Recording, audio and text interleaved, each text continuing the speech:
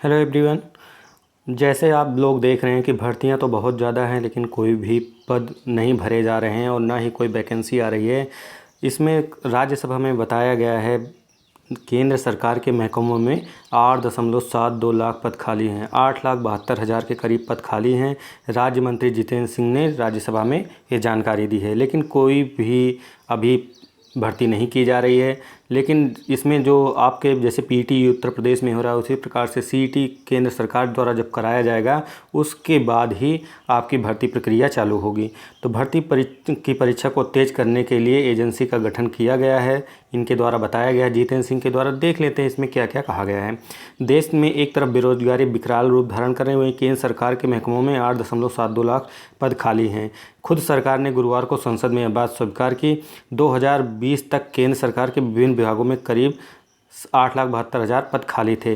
कुल स्वीकृत की पदों की संख्या की बात करें केंद्र सरकार के सभी विभागों की, तो लगभग 40,04,941 पद हैं थी, जिनमें से 31,32,698 कर्मचारी कार्यरत हैं। बाकी के सारे पद आपके रिक्त हैं। रिक्त पदों की कुल संख्या आपकी जो बताई गई है 8,72,243 पद बताई गई है।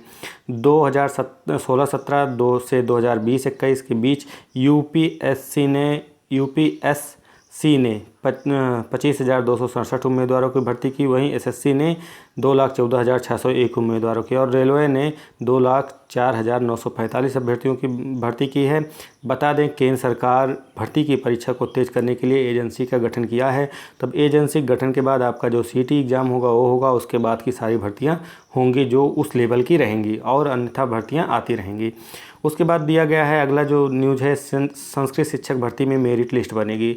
तो संस्कृत शिक्षक भर्ती जो है संविदा के आधार पर होगी, मेरिट लिस्ट बनेगी और उनका वेतनमान अगर 9-10 क्लास की बात करें तो उनका वेतनमान होगा आपका 12,000 रुपये और 11-12 की बात करें टीचरों की तो उनका होगा 15,000। तो इसमें कई तरह के मेरिट हैं, इंटरव्यू के आधार पर ये भर्ती होनी है।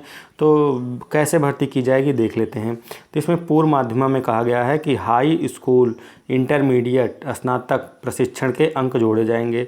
तो टोटल 120 नंबर का ए होगा और 80 नंबर का आपका इंटरव्यू होगा।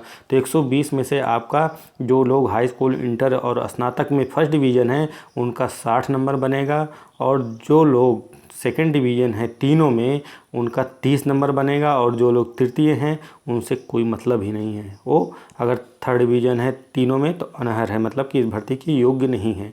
प्रशिक्षण वाला कैसे जुड़ेगा? अगर प्रथम डिवीज़न है उनका फर्स्ट डिवीज़न है तो 36 अंक पाएंगे। टोटल अगर जो फर्स्ट डिवीज़न है उनका आपका कितना नंबर होगा? 96 नंबर टोटल वो लोग पाएंगे। उसके अलावा जो 24 नंबर आपके बच रहे हैं वो अन्य चीज़ों में दिया जाएगा। इसी प्रकार से आपका स्नातकोत्तर वाले में है, जिसमें इसमें स्नातकोत्तर मांगा गया है उत्तर मध्य में 11 से 12 के टीचर के लिए। तो इसमें अलग से है 10 हाई स्कूल में, इंटरमीडिएट में 16, स्नातक में 20, स्नातकोत्तर में 24 नंबर हैं। तो इस तरह से टोटल मेरिट बननी है आपकी। और इसके साथ ही साथ इंटरव्यू होगा जो कि आपका 80 नंबर का रहेगा।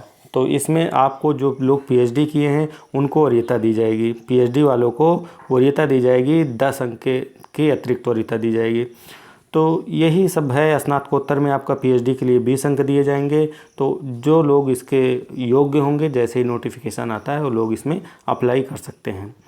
अगला वीडियो है प्रवक्ता भर्ती में अब 40 अंकों की लिखित परीक्षा होगी। प्रवक्ता भर्ती जो है अभी तक 20 अंकों की लिखित परीक्षा होती थी, अब उसमें 40 अंकों की परीक्षा करा दिया गया है और उसके बाद इंटरव्यू होता है। कई प्रकार के उसमें आपके टेस्ट लिए जाते हैं। तो संशोधित आदेश जारी मानक सभी विश्वविद्यालयों में लागू होंगे। 3 तरह से मूल्यांकन के बाद बनेगी मेरिट लिस्ट। तो क्या कहा गया है पूरी बात को समझ लेते हैं। प्रदेश के सभी प्रकार के राज्य विश्वविद्यालयों में असिस्टेंट प्रोफेसर की भर्ती प्रक्रिया में बदलाव के बारे में जारी आदेश संशोधित कर दिया गया है। अब जो 20 अंकों की बजाय 40 अंकों की ऑब्जेक्टिव आपका पेपर होगा और साथ ही साक्षात्कार भी 2 भागों में होगा। राज्यपाल ने बताया है कि 18 मई को जारी आदेश को संशोधित किया गया है। जून माह में विश्वविद्यालयों की समीक्षा के दौरान 18 मई को आदेश पर विस्तृत चर्चा के बाद यह बदलाव किया गया है।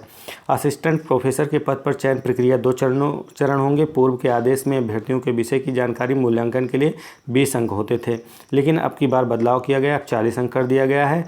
उसके बाद 2 भागों में साक्षात्कार। असिस्टेंट प्रोफेसर की भर्ती प्रक्रिया में बदलाव के बाद अभ्यर्थी बेसिक अकादमिक स्कोर तथा एकेडमिक परफॉर्मेंस इंडिकेटर की गणना अलग अलग नहीं होगी।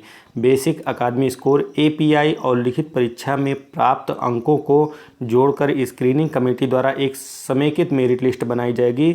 मेरिट लिस्ट के आधार पर शॉर्ट लिस्ट करते हुए अभ्यर्थियों को साक्षात्कार के लिए बुलाया जाएगा। साक्षात्कार प्रक्रिया 2 भागों में पूरी की जाएगी। पहले में शिक्षण कौशल की जानकारी का परीक्षण किया जाएगा तथा दूसरे भाग में क्या होगा, आपका साक्षात्कार होगा। तो इस वीडियो में इतना ही। और एक चीज़ और आपको बता दें, मेडिकल में जो भी है, मेडिकल में आरक्षण की व्यवस्था को लागू कर दिया गया है। 27% की बात करें तो OBC के लिए और 10% EWS के लिए लागू कर दिया गया है आरक्षण। तो हमारे इस वीडियो में बस इतना ही। धन्यवाद फ्रेंड्स।